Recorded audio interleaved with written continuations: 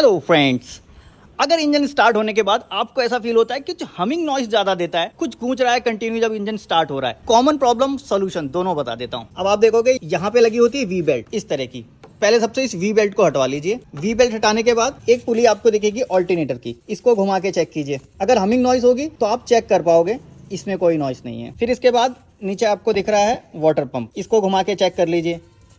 अगर नॉइस होगी तो यहाँ आपको पता चल जाएगा। और तीसरा ये आपको दिख रहा है एसी कंप्रेसर, इसको एक बार घुमा के चेक कर लीजिए। इस इंजन में कहीं पे भी हमिंग नॉइस नहीं है, लेकिन अगर होती तो तीनों में से अलग अलग आप चेक कर पाते। अगर ऑल्टरनेटर से आ रही है तो इसका बेरिंग खराब हो गया है, इस वजह से आ रही है।